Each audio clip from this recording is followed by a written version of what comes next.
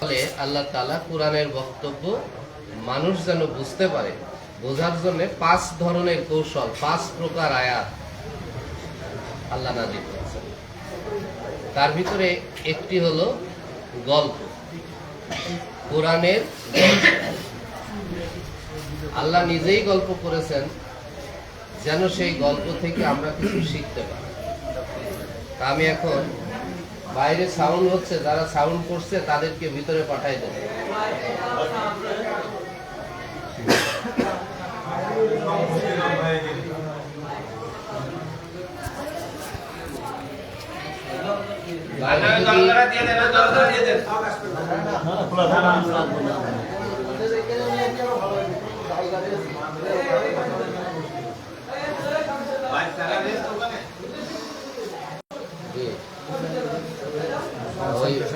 বাইরে কথা বললে আপনাদের মানে এই কথাগুলো এত গুরুত্বপূর্ণ যে কথা তো আল্লাহর কথা, এই কথা তো কার? এই কথাগুলো আমাদেরকে শুনতে হবে, আমাদেরকে বুঝতে হবে। আল্লাহ তৌফিক দান করুন। লাইটটা আমার মুখে লাগছে, লাইটটা মুখে। জি, শুরু করব।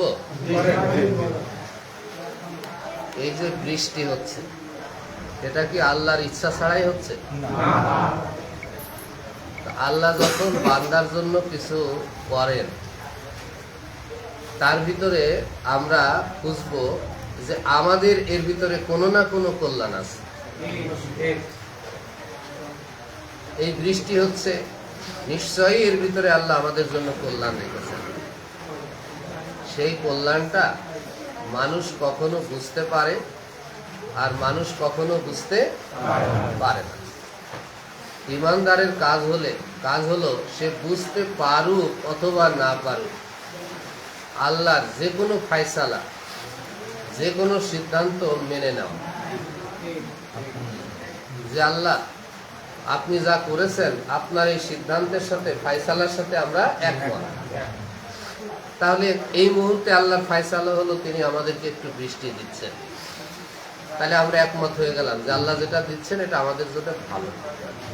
যেমন আমরা বাইরে বসে শুনতাম, একটু ভিতরে বসে শুনবো, তাহলে আর মনের ভিতরে কোনো পেরেশানি থাকতো না যে বৃষ্টি না হলে ভালো হতো, কেন বৃষ্টি হচ্ছে, এ ধরনের সব পেরেশানি থেকে আমরা পবিত্র হয়ে গেলাম। কি বলেন? আচ্ছা, এই বৃষ্টির মধ্যে আল্লাহ আমাদের কল্যাণ রেখেছেন। এখন আমি আপনাদের উদ্দেশ্যে আমি যে বক্তব্য সাজিয়ে এনেছি, একটা একটা করে বলার চেষ্টা করব অল্প সময়ে। আশা করি আমাদের এই দুনিয়ার জীবনের জন্য এবং মৃত্যুর পরের যে জীবন আসছে, আখিরাতের জীবনের জন্য এটা কাজে লাগবে ইনশাআল্লাহ। জি, আমার আজকের বক্তব্যের বিষয় হলো আল্লাহর কাছে ফিরে আসা। আল্লাহর কাছে ফিরে আসা। এই ফিরে আসাটাকে আরবিতে কি বলে? আসার আরবিতে বলা হয় তাওবা। আমরা বলি না তাওবা করা। এই তাওবা শব্দের অর্থ হলো আল্লাহর কাছে ফিরে আসা। তা আল্লাহর কাছে বান্দা যখন ফিরে আসেন, আল্লাহ তাআলা সেই বান্দাকে কিভাবে কবুল করে নেন, কাদের কবুল করে নেন, তাহলে আল্লাহর কাছে ফিরে আসাটা কেমন, এ ব্যাপারে আমি কয়েকটা হাদিস আপনাদের কাছে বলতে চাই, যদি মাবুদ তৌফিক দান করে। পহেলা যে হাদিসটা আপনাদের সামনে বলবো, আপনাদের প্রথমত শুনে আশ্চর্য মনে হবে যে এটাও কি হাদিসে আছে। এই জন্য এটা প্রত্যেকটা কথা কোন হাদিসে রয়েছে, কত নম্বর হাদিসে রয়েছে, আর কোন কিতাবে এটা বর্ণনা করা হয়েছে, সবগুলো দলিল এখানে সেট করা আছে। সম্মানিত ভাইরা,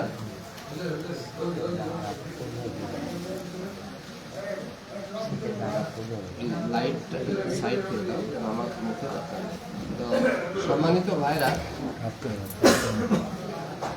ঠিক আছে, মানুষের একটা স্বভাব আছে,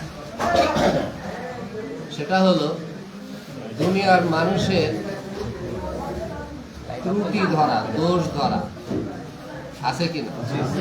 মানুষের একটা স্বভাব হলো এরকম, যে কোনো মানুষ সামনে আসলে অথবা কোনো মানুষের ব্যাপারে কথা বললে ওই মানুষের ভিতরে কি কি ত্রুটি আছে, দোষ আছে, এইগুলো যেন মনে মনে তালাশ করে। হ্যাঁ, এরকম একটা স্বভাব। তার মানে মানুষ মানুষের দোষ তালাশ করে বেড়ায়, দোষ খুঁজে বেড়ায়। অনেক ভালো মানুষ, তার ভিতরে এই ত্রুটি আছে। অমুক ভালো মানুষ, আসলে লোকটা ভালো কিন্তু এই ত্রুটি আছে। মানে এই যে মানুষের পিছু লাগা, মানুষের ত্রুটি খুঁজে বেড়ানো, মানুষ ঘুরে বেড়ায় যে নিজেকে সে ভালো মনে করে আর নিজের চেয়ে অন্য মানুষগুলো মন্দ, এটাই সে ধারণা করে। এই সমাজে আছে এরকম মানুষ? তাহলে মানুষের একটা স্বভাব, মানুষের মধ্যে কিছু মানুষ আছে তাদের একটা স্বভাব হলো ওরা নিজেদেরকে অন্যের তুলনায় ভালো মনে করে, উত্তম মনে করে, শ্রেষ্ঠ মনে করে। আর অন্যের তুলনায় নিজেকে যখন সেরা মনে করবে তখন সে মনে করে তাহলে অমুকের ভিতরে তো এই ত্রুটি, আমার মধ্যে এই ত্রুটি নাই, অমুকের মধ্যে এই ত্রুটি, আমার মধ্যে এটা নাই। তার নিজেকে যখন আপনি সেরা মনে করবেন তখন অন্যদেরকে আপনার তুলনায় কি খারাপ মনে করবেন আপনি। ওর এই ত্রুটি আছে, এটা তো আমার মধ্যে নাই, অমুকের এই ত্রুটি আছে, আমার, অমুকের মেয়ে ভালো না আমার মেয়ে ভালো, অমুকের ছেলে ভালো না আমার ছেলেটা ভালো। এই যে একটা সমাজে, কি আপনারা ঠিক আমার সাথে একমত? এবার আসে আল্লাহ তাআলা কি খুঁজে বেড়ান? মানুষের দোষ। আল্লাহ, তাহলে মানুষ খুঁজে বেড়ায় মানুষের কি কি দোষ আছে। আর সেই দোষী মানুষগুলো, মনে করেন একজন চুরি করত, হ্যাঁ, হয়তো এখন চুরি ছেড়েও দিয়েছে, তো যদি বলেন যে ভাই অমুকের বাড়ি কোথায়, বলছে ওই চোর। মানুষ কি এভাবে বলে না? ওই যে অমুক পাড়ে চোর পাড়া, চোর পাড়া। আমাদের এলাকায়, মেহেরপুর জেলা একটা এলাকা, বলছে ভাই কোথায় যাবা, না তো ওই যে উকিল চোরের বাড়ি। সেই চোর 2 তলা বাড়ি, বিরাট ধনী মানুষ, কিন্তু কোন কালে হয়তো কখনো তার বংশধরকে চুরি করেছে কি জানি না, ওই বংশের নামই হয়ে গেছে উকিল চোর। তার মানে মানুষের স্বভাবটা বুঝতে পেরেছেন? তো এরকম মানুষের ছোট বড় যাদের স্বভাব থাকে, মানুষ ওইগুলো নিয়েই টানাটানি করে। চোর, ডাকাত, খুনি, জিনাকারী, বিভিন্ন দোষ মানুষ তালাশ করে বেড়ায়, তাই না? আর আমার আল্লাহ তাআলা কি তালাশ করেন? আমার আল্লাহ তালাশ করে বেড়ান মানুষকে কি করে ক্ষমা করা যায়। আল্লাহ কি তালাশ করেন? মানুষকে কি করে ক্ষমা করা যায়। তাহলে আমরা এতক্ষণ যে বললাম যে মানুষ মানুষের দোষ তালাশ করে বেড়ায়, আর আল্লাহ তালাশ করেন মানুষের কি করে ক্ষমা করা যায়। আল্লাহ কোনটা পছন্দ করেন? যে মানুষের ভিতরে এই গুণটা হলে আল্লাহ পছন্দ করেন, দোষ তালাশ করা না মানুষকে ক্ষমা করা। আল্লাহ যে গুণটা তার নিজের ভিতরে রেখেছেন, আল্লাহ চান মানুষের জন্য এই গুণটা অর্জন করে। আমি বুঝাইতে পারলাম না কথা? আপনার ছেলে দোষ করেছে, মেয়ে দোষ করেছে, স্ত্রী দোষ করেছে, আল্লাহ কি চান যে আপনার ছেলে, মেয়ে, স্ত্রী এদেরকে সকাল বিকাল লাঠি পিটা করেন, না তাদের ক্ষমা করেন? আল্লাহ কোনটা পছন্দ করেন? আল্লাহ নিজে যেটা পছন্দ করেন, আল্লাহ বান্দার কাছ থেকে সেটাই চাই যে বান্দা আমি তো তোমাদের ক্ষমা করার জন্য ঘুরে বেড়াই, আমি তোমাদের ক্ষমা করার জন্য তোমাদের তালাশ করি, তাহলে তোমরাও তোমাদের অধীনস্থ আশেপাশে যারা আছে তাদেরকে ক্ষমা করে দাও, আর তাদের দোষগুলো মনে রেখো না, ভুলে যাও। তাহলে আল্লাহ যেটা চান, আপনারা কি সেটা করতে রাজি আছেন? একটু মনে মনে হিসাব করে কথা বলবেন। কিন্তু আমি আমার ছাত্রীদেরকে দাঁড় করিয়ে রেখে রেখে এগুলো বলি যে তোমরা সত্য কথাটা বলবা, যেটা করো না সেটা বলো না। আপনাদের কাছ থেকে আমরা, যেহেতু আমরা একই পরিবারের সদস্য, একসাথে দেখা হয়েছে মানে আল্লাহ ভালোবেসেছেন, তাই তো? তাহলে আজ থেকে আপনারা বলেন যে মানুষের আর দোষ তালাশ করবেন না। রাজি আছেন? কাউকে অপমান করবেন না, গীবত করবেন না, ক্ষমা করে দেবেন, মানুষের দোষ ভুলে যাবেন। এই কাজগুলো কিন্তু খুব কঠিন কঠিন কাজ। ও আপনি অমুক চোরকে আমি ভুলে যাব, হ্যাঁ অমুকরে ভুলে যাব এত সহজেই কি এইরকম আমরা বলি না? হ্যাঁ, এই সব ভুলে যেতে হবে। রাজি আছেন কিনা? পারবেন তো? তাহলে এই মুহূর্ত থেকে আপনাদের নামগুলো লেখা হবে আল্লাহর দপ্তরে। আল্লাহ আসমাউল হুসনা মানে উত্তম নাম। আল্লাহ তাআলার কিছু আসমাউল হুসনা আছে না? ইয়া গফুরু, ইয়া রাহিমু, ইয়া রহমান, ইয়া গফফার, ইয়া সাত্তার, ইয়া কাহ্হার, এগুলো হলো আল্লাহ তাআলার আসমাউল হুসনা মানে সিফাতি নাম। তার ভিতরে একটা হলো গফুর মানে ক্ষমাশীল। তাহলে আল্লাহ তাআলা এই যে ক্ষমা করতে ভালোবাসেন, আল্লাহ বলছেন আমার এই যে আসমাউল হুসনা আছে সেই আসমাউল হুসনা দিয়ে আমাকে ডাকো। তার মানে কিভাবে ডাকবো? ইয়া গফুর, ইয়া রহমান, ইয়া রহিম, এইভাবে আমরা ডাকবো।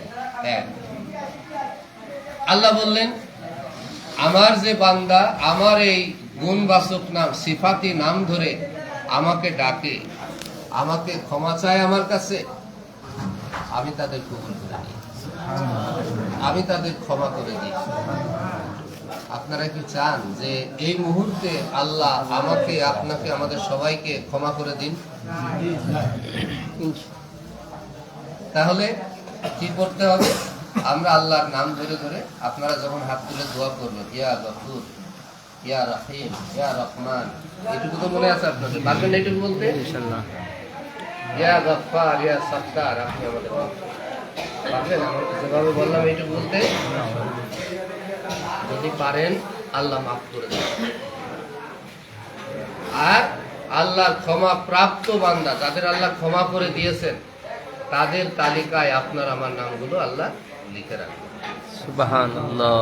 দুই, আপনি শুধু আল্লাহর কাছে ক্ষমাই চাইলেন না, আপনি আরেকটু অতিরিক্ত ভালো কাজ করলেন। সেটা কি? আপনার কাছে যারা ত্রুটি করেছে, আপনার স্ত্রী হতে পারে, সন্তান হতে পারে, প্রতিবেশী হতে পারে, কেউ আপনার জমির আইল ঠেলেছে, সেও তো একটা আপনার সাথে ত্রুটি করলো, তাই না? তা আপনি মনে করেন ক্ষমা করে দিলেন, তাহলে আল্লাহর ওই গুণটা তো আপনি অর্জন করলেন। তো বান্দা যখন তার কোনো বান্দার জন্য কিছু করে, আল্লাহ তাআলা তার বান্দার জন্য ওইটা করেন, স্বয়ং আল্লাহ। আপনি আরেকজনকে ক্ষমা করে দিলেন, স্বয়ং আল্লাহ আপনাকে ক্ষমা করে দিলেন।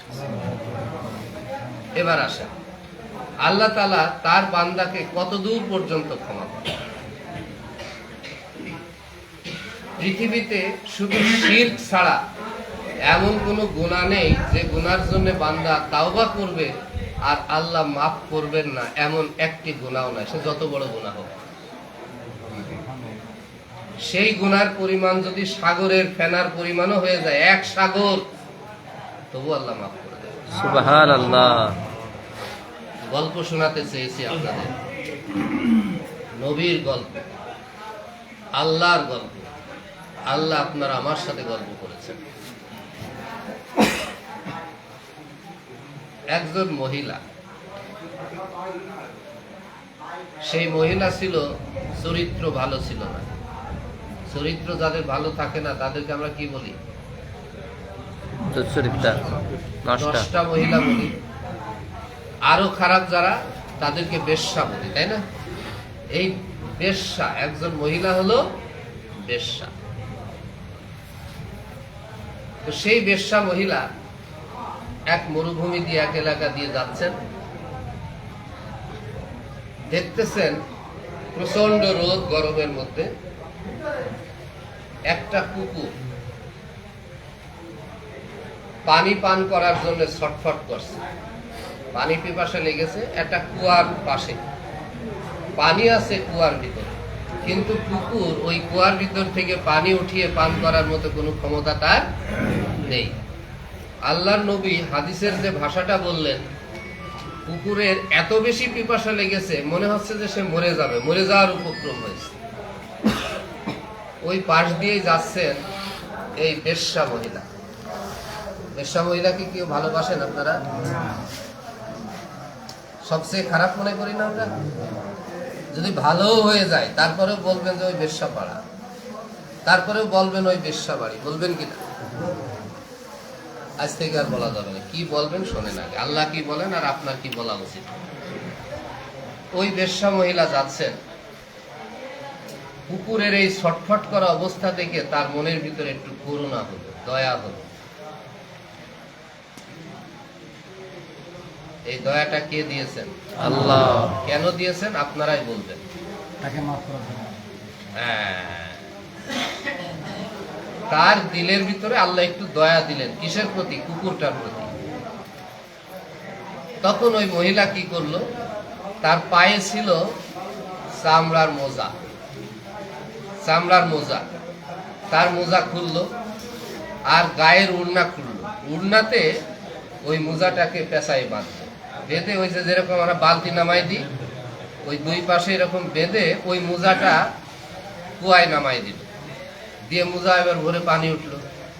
এই মোজার পানি নিয়ে ওই কুকুরটাকে খুব যত্ন করে এই বেশ্যা মহিলা পান করা। কাজটা কি খুব বড় কাজ মনে হচ্ছে? ছোট একটা কাজ, তাই না? সাধারণ একটা কাজ, ঠিক না? কিন্তু এই ছোট্ট একটা কাজ, সাধারণ একটা কাজ, আল্লাহর আরশে কবুল হয়ে গেল। থিওরিটা কি? থিওরি হলো, আল্লাহর কোন সৃষ্টিকে আপনি একটু করুণা করলেন। আমি গতকালকে এই হাদিসটা বলছিলাম যে আল্লাহর কোন বান্দা যতক্ষণ তার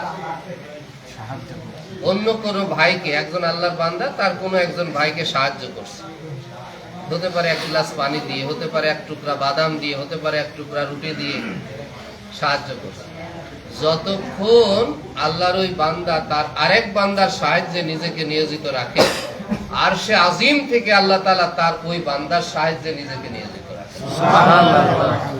তাহলে ওই বেশ্যা মহিলা শুধু মানুষকে না, একটা কুকুরকে পানি পান করাছে। এই কুকুরটা কার সৃষ্টি?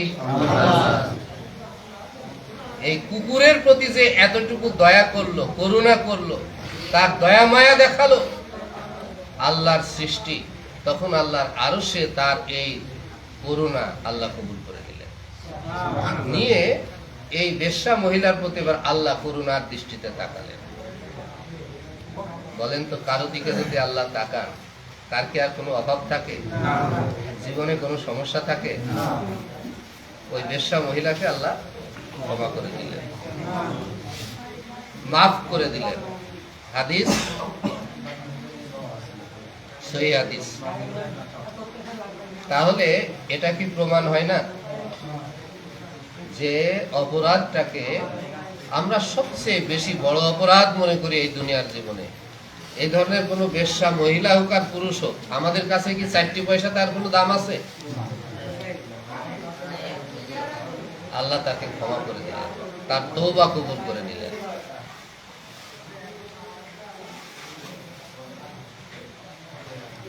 তাহলে কি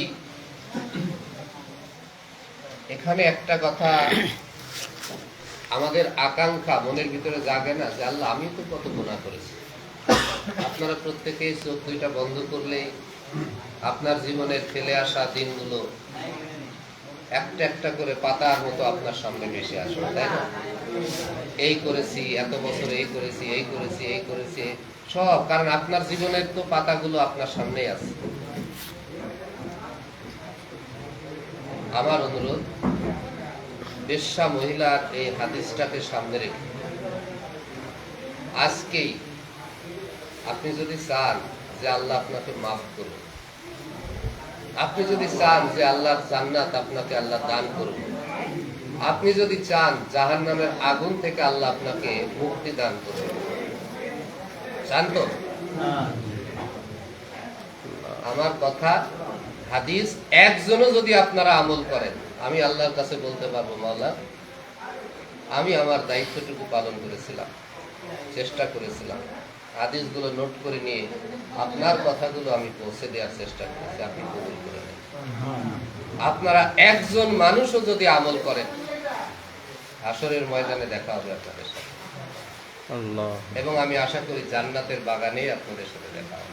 সুবহানাল্লাহ এই একটা হাদিসও যদি আপনারা মেনে মনে করেন যে মাওলা আপনি তো এই বেশ্যাকে মাফ করে দিয়েছেন, আমি হয়তো অত বড় গুনাহ করিনি, তারপরেও আমার জীবনের যত গুনাহ করেছে আল্লাহ, আমি আজকের এই রাতে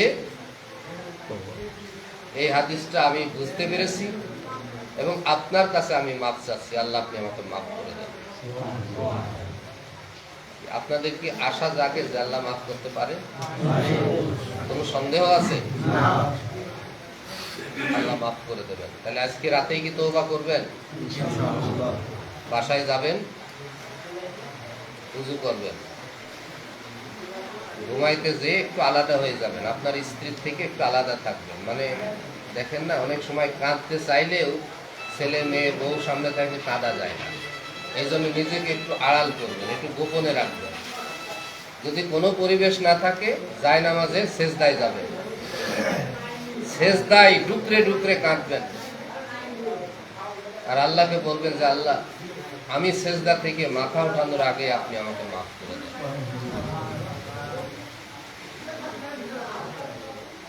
বলেন তো, আপনাকে যদি আল্লাহ তাআলা আজকে মাফ করে দেন, আজকে রাতে আল্লাহ যদি আপনাকে মাফ করে দেন, তাহলে এই যে কষ্ট করে আপনারা বসে আমার আলোচনা শুনছেন, এই কষ্টের চেয়ে আপনার ওই ক্ষমা লাভ করাটা, ক্ষমা পাওয়াটা কি বেশি লাভ না? খুশি আপনারা?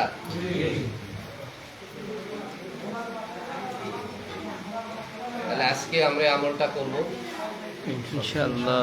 ইনশাআল্লাহ। একটা হাদিস শেষ হলো। বলেন তো, এই বেশ্যাগিরির চেয়ে আরো বড় কিছু অপরাধ আছে পৃথিবীতে, আছে না? কি বলেন, দু একটা দেখি। তাদের ব্যাপারে আল্লাহ কি বলেছেন? সুদ খাওয়া আছে, মানুষ খুন করা আছে, আছে না? আচ্ছা, তাহলে এবার আমি আরেকটা হাদিস বলি, মানুষ খুন করা হাদিস। একটা লোক মানুষ খুন করেছে, খুন করে আল্লাহর কাছে মাপ চাইতে আছে। কয়টা মানুষ খুন করেছে তো শুনলে তো আপনারা এখন মাথা ওলাই যাব। একটা না, দুইটা না, 99 জন মানুষকে খুন করেছে। কতজন? 99 জন মানুষকে খুন করেছে। অবাক হচ্ছেন যে এইসবও কি হাদিসে আছে নাকি, না হুজুর কোথা থেকে বানাই বলতেছেন? আছে না? আচ্ছা, 99 জন মানুষকে খুন করার পরে ওই লোকের একটু বোধোদয় হলো যে আমাকেও তো মরতে হবে, তা আমি আল্লাহর কাছে কি জবাব দেব? এই যে তার ভিতরে একটা চিন্তার উদ্রেক হলো, বোধোদয় হলো, এই চিন্তা থেকে বাড়ির বাইরে বেরিয়ে গেল যে আমাকে মাফ চাইতে হবে আল্লাহর কাছে। কিন্তু কোথায়, কিভাবে? এটা হলো বনি ইসরাইলদের জীবনের ঘটনা। নবী সাল্লাল্লাহু আলাইহি ওয়াসাল্লাম সাহাবাদেরকে বনি ইসরাইলদের জামানার এই সত্য ঘটনাটা বর্ণনা করেছেন, যেটা হাদিসে আসছে।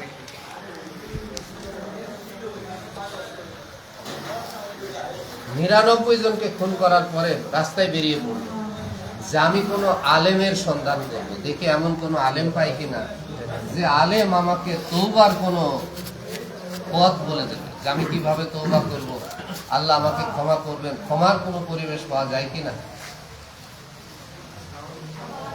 এই জন্য রাস্তায় বেরিয়ে পড়লেন। বেরিয়ে পড়ার পরে একজনের সাথে দেখা হয়েছে। দেখা হলে পরে বলছে, ভাই আমি তো খুনি মানুষ, 99টা খুন করে আসছি, তা আমাকে কোনো বড় আলেমের একটু সন্ধান দাও, আমি তার কাছে যাব, মাপ চাইব, আমি তওবা করব আল্লাহর কাছে, আমার কোনো ক্ষমার সুযোগ আছে কিনা আমি একটু জানতে চাই। তো ওই সময় বনি ইসরাইলদের জামানার কাহিনী তো দিয়েছে একজন রাহবার, আহবার, এদেরকে বলা হয় তাদের যারা খ্রিস্টানদের বড় বড় পাদ্রী। উনি নিজে ছিলেন একজন খ্রিস্টান, যার কাছে আল্লাহর কিতাব ছিল, কারণ খ্রিস্টানদের কাছে তো আল্লাহর কিতাব এসেছিল, ওরা সেই কিতাবটাকে বিকৃত করে ফেলেছে। তো বড় পণ্ডিত খ্রিস্টান, উনি খোঁজে খোঁজে তার বাড়ি গেছে।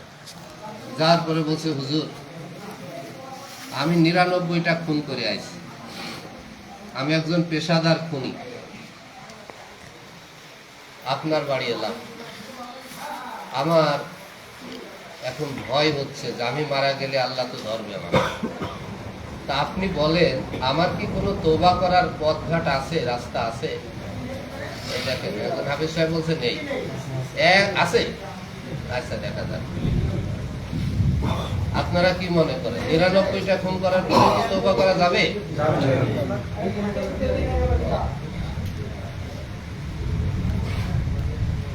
এই যে লোকগুলো কথা বলতেছে, আমার কথা কেউ বুঝতেছে বলে মনে হলো না।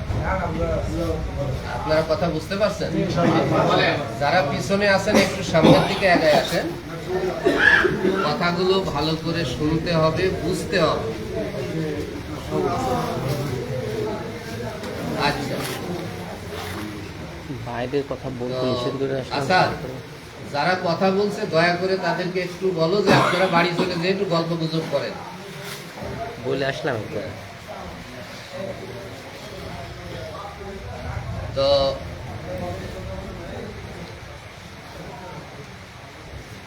রাহবারের কাছে গেছে, খ্রিস্টানের কাছে গেছে, যে বলছে হুজুর 99টা খুন করে এসেছি, আমার জন্য কি কোনো পথ আছে মাফের, ক্ষমার, তওবার? রাহবার তো একেবারে প্রতিক্রিয়া ব্যক্ত করে ফেললো, বলছেন না, তুমি এত বড় খুনি, 99টা খুন করে আইছো আমার কাছে, তওবার কথা বল, তোমার কোনো মাফ নেই।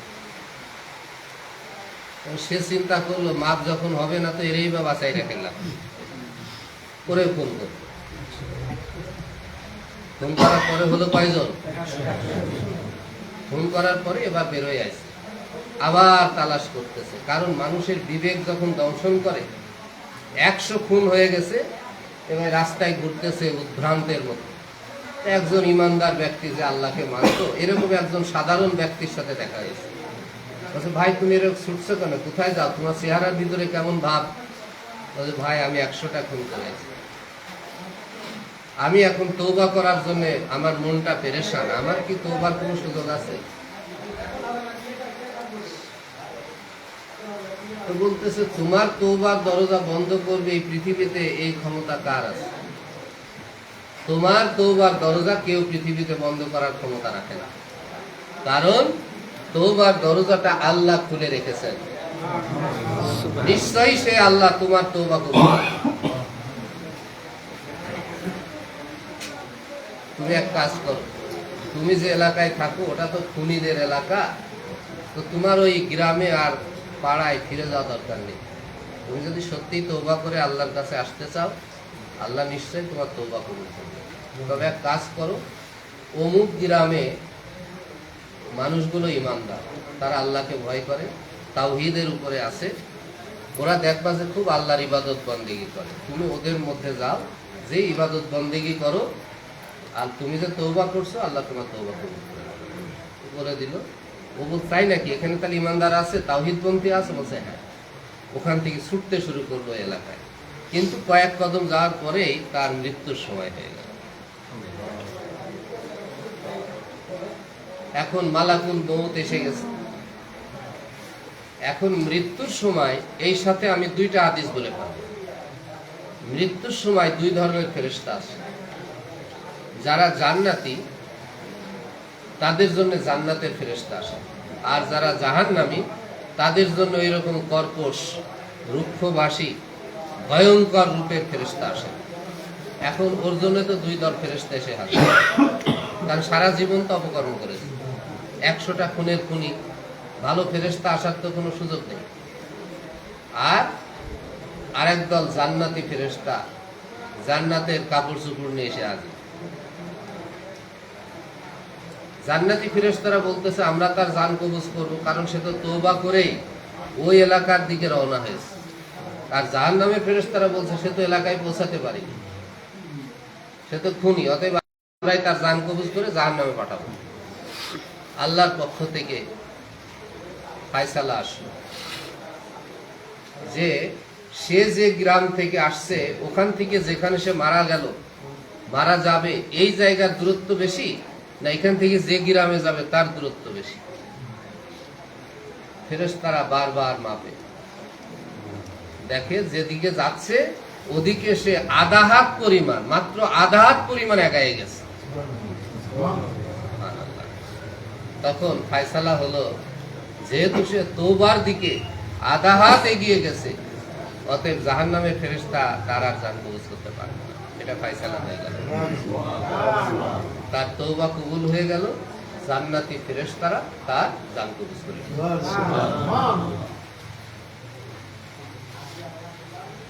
এইখানে রাখেন, এখান থেকে আরেকটা হাদিস বলবো, আমি শেষে বলবো। এই ফাঁকে আমি আরেকটা হাদিস বলি। তাহলে 100 মানুষকে খুন করার পরেও যে আল্লাহ মানুষের তওবা কবুল করতে পারেন, আপনারা যারা আছেন, আমরা যারা আছি, আল্লাহ আমাদের তওবা কবুল করতে পারে না? তওবা কবুলের 3টি শর্ত আছে। 1 নম্বর শর্ত হলো, যে পাপের কাজ সে করেছে জিন্দেগির মতো ওই পাপের কাজ আর করা যাবে না, ওখান থেকে ফিরে আসতে হবে। যে খুন করতো, খুন আর করতে পারবে না। জিনা ব্যভিচার যারা করতো, মদ যারা খেত, ওই কাজ আর করা, ফিরে আসতে হবে। 2 হলো, কৃত অপরাধের জন্য আল্লাহর কাছে লজ্জিত হতে হবে, যে আল্লাহ আমি লজ্জিত, আপনি আমাকে মাফ করে দেন। 3, ক্ষমা, আল্লাহর কাছে ক্ষমা চাইতে হবে, লজ্জিত হতে হবে, ওই কাজ বন্ধ করতে হবে, লজ্জিত হতে হবে, আর আল্লাহর কাছে মাফ চাইতে হবে, যে আল্লাহ আপনি আমাকে মাফ করে দেন। আমি গতকালকে এই হাদিসটা লেখলাম, মান লাজিমাল ইস্তেগফার, যে নিজের জন্য ইস্তেগফার মানে ক্ষমা চাওয়াটাকে লাজিম করে নেয়, ওয়াজিব করে নেয়, আল্লাহ তার জন্য 3টা ফায়দা দান করে। 1 নম্বর ফায়দা হলো, জাআলাল্লাহু লাহু মিন কুল্লি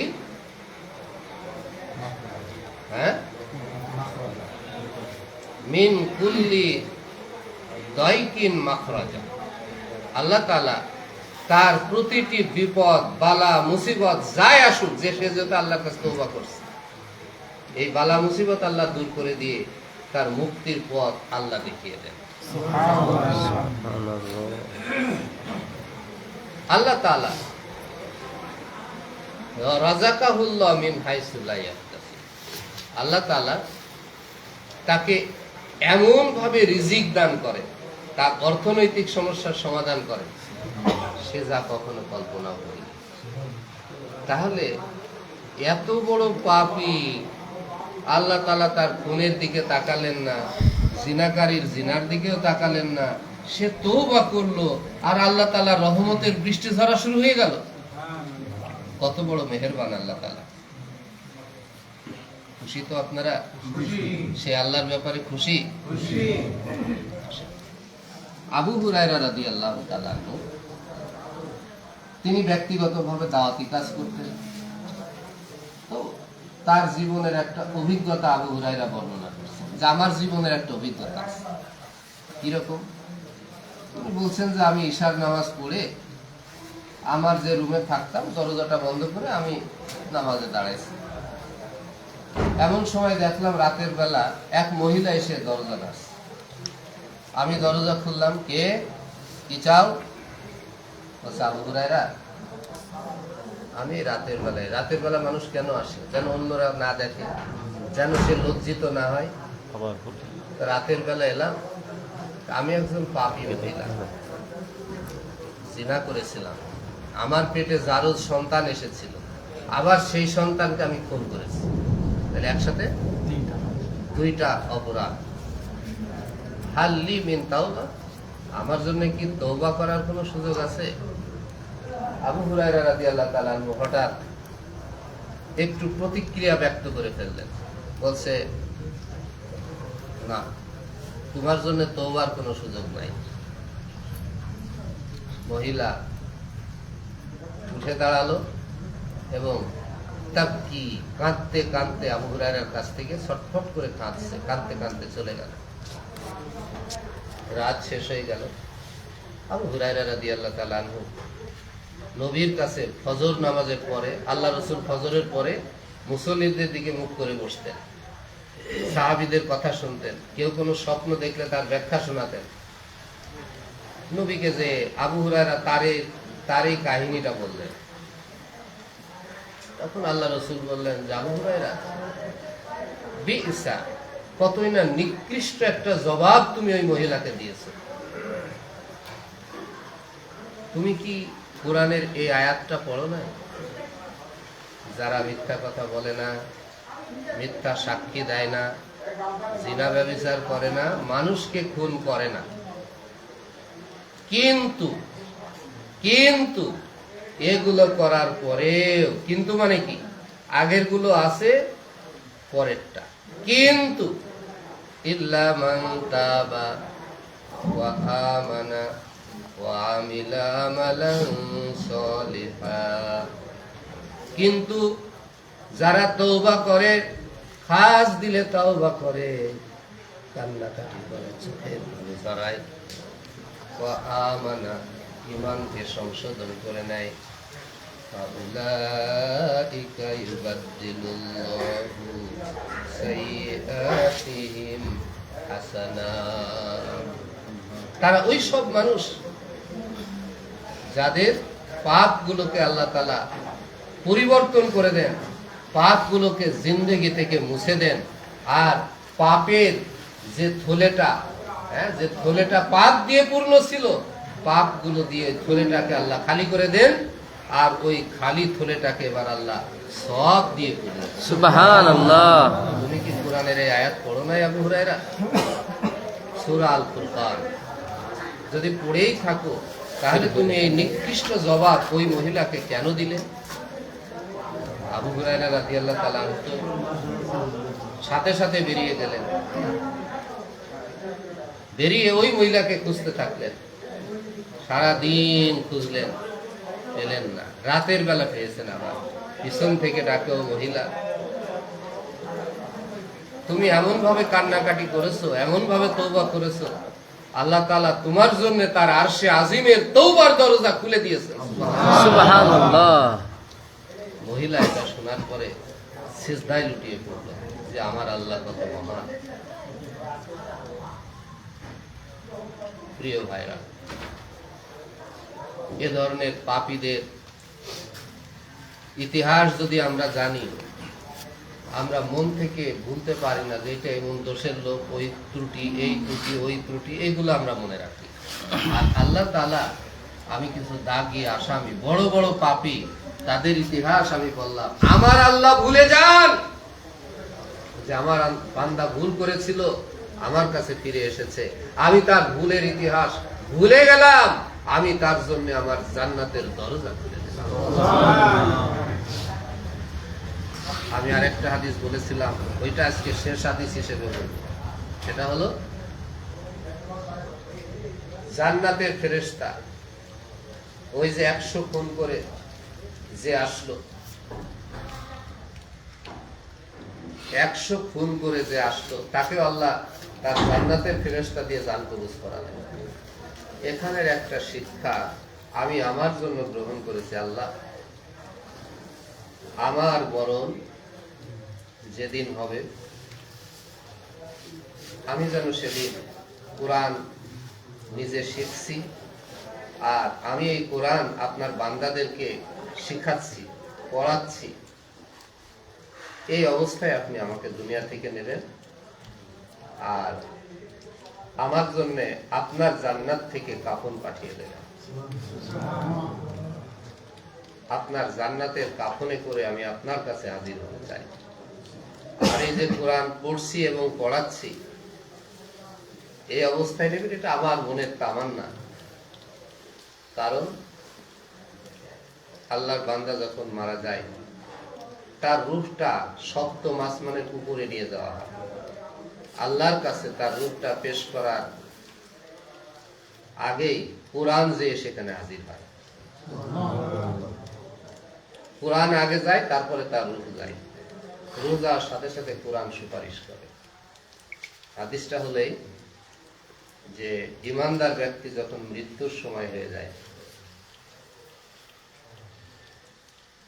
ঠিক মৃত্যুর আগে উজ্জ্বল চেহারা ফেরেশতাদের দল এসে তার বাড়িতে হাজির হয়, যাদের চেহারাগুলো সূর্যের আলো যেমন প্রদীপ উজ্জ্বল সব কিছুকে আলোকিত করে, ওই ফেরেশতাদের চেহারাগুলো সূর্যের আলোর চেয়ে উজ্জ্বল, কিন্তু সেই আলোর ভিতরে কোনো গরম থাকে না, চাঁদের কিরণের মতো খুব চমৎকার স্নিগ্ধ মায়া মিশানো সেই চমৎকার চমৎকার উজ্জ্বল চেহারার ফেরেশতারা এসে ঠিক সে যেখানে শুয়ে রয়েছে একটু পরে মারা যাবে, একটু দূরে যতক্ষণ তার দৃষ্টিতে তাকে দেখা যায় অতটুকু দূরে ফেরেশতারা সবাই বসে পড়ে। সে তখন ফেরেশতাদের দেখে। এই সময় তার আর কষ্ট হয় না। দুনিয়ার মানুষ আমরা বুঝি না, আমরা মনে করি তার খুব কষ্ট হচ্ছে, কিন্তু তার আর কোনো কষ্ট হয় না। মালাকুল মউত যিনি জান ফেরেশতারা যার যার মতো সবাই, কারণ তাকে নেয়ার জন্য হাজার হাজার ফেরেশতা আছে। যেমন আমাদের প্রধানমন্ত্রী আসলে, কোনো এমপি আসলে, মন্ত্রী আসলে আমরা রাস্তার পাশে দাঁড়িয়ে থাকি একটু স্বাগত জানানোর জন্য। আর ইমানদার বান্দাকে স্বাগত জানাতে আসবে কারা? ফেরেশতারা। মালাকুল মউত চলে আসো, এবং এই মালাকুল মউতকে আল্লাহ তাআলা জান্নাত থেকে কাফন পাঠিয়ে দেন, সাথে একটা সুগন্ধি পাঠিয়ে দেন। মালাকুল মউত তার মাথার কাছে এসে বসেন, বসে বলেন, ইয়া আইয়াতুহান নাফসুল মুতমাইন্নাহ ইরজিই ইলা রাব্বিকি রাদিয়াতাম মারদিয়া। হে প্রশান্ত আত্মা, চলো তুমি তোমার রবের কাছে ফিরে চলো। ফাদখুলি ফি ইবাদি ওয়াদখুলি জান্নাতি। আল্লাহর পক্ষ থেকে ঘোষণা হয়, আল্লাহর বান্দাদের মধ্যে শামিল হও, আল্লাহর জান্নাতে প্রবেশ করো। এরপরে তাকে খুব যত্ন করে গানটা কবুজ করা হয়। কবুজ করার সাথে সাথে উইদিন সেকেন্ড তার রূপটাকে নিয়ে ওই যে জান্নাতের কাফন নিয়ে এসেছে, ওই কাফনে এভাবে জড়িয়ে নেওয়া হয়। আর ওই যে সুগন্ধিটা এমন ভাবে ছড়িয়ে দেওয়া হয় যে তার জানটা কবুজ হওয়ার সাথে সাথে সারা দুনিয়াতে এই খুশবু, সুগন্ধ, সুবাস ছড়িয়ে পড়ে। দুই ধরনের সৃষ্টি এই সুবাস পায় না, একটা হলো মানুষ আর একটা হলো জিন। এই মানুষ আর জিন ছাড়া পশু পাখি, গরু ছাগল থেকে শুরু করে গোটা সৃষ্টি জগৎ সবাই এই সুবাসটা যেমন পায়, আর সবাই বুঝতে পারে যে আজ অমুক গ্রামের অমুকের ছেলে এই মাত্র মৃত্যু হয়েছে, লোকটা বড় ভালো ছিল, মুমিন বান্দা। এরপরে তাকে নিয়ে প্রথম আসমানে চলে। প্রথম আসমানের দরজা গেলে সব তো বন্ধ। জিজ্ঞাসা করে ফেরেশতারা, কে কাকে নিয়ে এসেছে? তাকে ওই যে আব্দুর রহমানের ছেলে আব্দুল্লাহ। ও আব্দুল্লাহ আজ মৃত্যু হয়েছে, তাকে নিয়ে এসেছো? সে তো বড় ভালো মানুষ। তার মানে আকাশের ফেরেশতারা আপনাকে চেনে। আপনার ওই যে ছোট্ট ঘরে তাহাজ্জুদ করেন না, ইবাদত বন্দেগী করেন, আল্লাহর কাছে একটু কান্নাকাটি করেন, মনে করবেন না যে আপনাকে কেউ চেনে। ফেরেশতারা আপনার নাম জানে, আপনাকে চেনে। অমুকের ছেলেকে নিয়ে এসেছো, সে তো বড় ভালো মানুষ ছিল। সাথে সাথে দরজা খুলে দেওয়া হয়, স্বাগত জানানো হয়। এভাবে প্রথম আসমান, দ্বিতীয় আসমান, সপ্তম আসমান, আল্লাহর কাছে যখন আপনাকে নিয়ে যে হাজির করা হয়, আল্লাহ তাআলা তখন বড় খুশি হয়ে যান। খুশি হওয়ার পরে আল্লাহ বলেন, আর ওই সময় দেখে যে কুরআন তার আগে যে হাজির হয়ে গেছে। আল্লাহ তাআলা, আমি সংক্ষেপে বলছি, এখনই শেষ করে দেব। আল্লাহ তাআলা তার বান্দার উপরে খুশি হয়ে ফেরেশতাদের বলেন, যাও তাকে ইল্লিয়িনে তার দপ্তর ঠিক করে দাও, আর তার কবরটাকে জান্নাতের বাগিচা বানায় দাও। তাকে কবরে ফিরিয়ে দাও। কবরে ফিরিয়ে দেওয়া হলো। কবরে তখন এই কবর তার 3.5 হাত থাকে না, যেদিকে তাকাবে সবই তার। কবরে দেওয়ার পরে তাকে 4টি প্রশ্ন করা হয়। মূল প্রশ্ন 3টা, এই 3টা যখন পারে তখন 4টা। 3টা প্রশ্ন আপনারা সবাই জানেন। মান রব্বুকা, তোমার রবকে? সে বলবে আমার রব আল্লাহ। ওয়ামা দীনুকা, তোমার দিন কি? সে বলবে আমার দিন হলো ইসলাম। ওয়ামান হাজার রাজুল, আল্লাহ রসুলকে দেখানো হবে, সে দেখবে আল্লাহ রসুলকে স্বয়ং। দেখো তো এই লোকটাকে চেনে কেন, মান হাজা, এই লোকটাকে। তখন সে নিজেই বলবে হাজা রাসূলুল্লাহ, আল্লাহ রসুল। তুমি আল্লাহ রসুলকে চিনলে কিভাবে? তখন সে বলবে ক্বারাআতু কিতাব আল্লাহ, আমি আল্লাহর কিতাব পড়েছিলাম। উলামায়ে দ্বীন কিতাব পড়ে পড়ে আমাদের বলেছিলেন, আমরা বিশ্বাস করেছিলাম তিনি আল্লাহ রসুল। এই যখনই বলবে আল্লাহ রসুল, আর যখন এই কথা বলবে, তখন আকাশ থেকে একটা সাউন্ড আসবে, একটা ঘোষণা আসবে যে আমার বান্দা সঠিক বলেছে। তার কবরের সাথে একটু জান্নাতের দরজা, তার কবরের সাথে একটু সেট করে দাও, আমার বান্দা যেন কবরে বসে বসে জান্নাতের ঘ্রাণ পায়। এই বলতে বলতেই তার কবরে জান্নাতের বাতাস আসা শুরু হয়ে যাবে, জান্নাতের ঘ্রাণ আসা শুরু হয়ে যাবে। আমি আপনাদের কাছে সম্ভবত 4টা হাদিস বলেছি, কোরআনের আয়াত দিয়ে বলেছি। আপনাদের কাছে কেমন লাগলো কথা? কত ভালো লাগলো? সারা জীবন যদি এই কয়টা কথা মেনে চলেন, আপনাদের কি মনে হয় জান্নাতে যাওয়ার জন্য এটুকু যথেষ্ট হতে পারে? পারে না? তাহলে আজকে যে কষ্টটুকু আপনারা করলেন, খাননি হয়তো সবাই, মনে হচ্ছে যে আপনারা ভুল করেছেন এখানে এসে? জীবনের শ্রেষ্ঠ কিছু নিয়ে যেতে পারছেন? যদি পারেন, নিজের জন্য দোয়া করবেন, আল্লাহর কাছে তওবা ইস্তেগফার করবেন। আমরা যারা এসেছি আমাদের সবার জন্য একটু দোয়া করবেন, আমরা আপনাদের জন্য দোয়া করি। আসেন আমরা একটু সংক্ষিপ্ত দোয়া করি। আল্লাহুম্মা আমিন। আলহামদুলিল্লাহি রাব্বিল আলামিন, الرحمن الرحيم مالك يوم الدين إياك نعبد وإياك نستعين اهدنا الصراط المستقيم صراط الذين أنعمت عليهم غير المغضوب عليهم ولا الضالين اللهم صل على محمد وعلى آل محمد كما صليت على إبراهيم إنك حميد مجيد يا أرحم الراحمين يا غفور الرحيم يا حي يا قيوم برحمتك أستغيث أصلح لي شاني كله ولا تكلني إلى نفسي طرفة عين। হে আল্লাহ, চোখের এক পলকের জন্য আপনি আমাদেরকে আমাদের নিজেদের নফসের উপরে ছেড়ে দেবেন না আল্লাহ। আপনার রহমতের চাদরে আপনি আমাদেরকে ঢেকে দেন। আপনার মাগফিরাত আমাদের নসিব করেন, আমাদেরকে ক্ষমা করেন, আমাদেরকে আপনার জান্নাতের মেহমান বানান, জাহান্নামের আগুন আমাদের জন্য হারাম করে দিন। এই মাদ্রাসাটিকে আল্লাহ কিয়ামত পর্যন্ত আপনি কবুল করুন। এই মাদ্রাসায় যারা জমি দান করেছেন, টাকা পয়সা দিয়েছেন, সবাইকে কবুল করে নিন আল্লাহ। আয় আল্লাহ, এই মাদ্রাসার শিক্ষক, এই মাদ্রাসার ছাত্রছাত্রী, এই মাদ্রাসার ম্যানেজমেন্টের সাথে যারা আছেন, সবার জন্য জাহান্নামকে হারাম করে দিন। সকলকে আপনি জান্নাতের মেহমান বানান। সুবহানাকা আল্লাহুম্মা ওয়া বিহামদিকা আশহাদু আল্লা ইলাহা ইল্লা আনতা আস্তাগফিরুকা ওয়া আতুবু ইলাইকা বিরহমাতিকা ইয়া আরহামার রাহিমিন। আসসালামু আলাইকুম ওয়া রাহমাতুল্লাহ।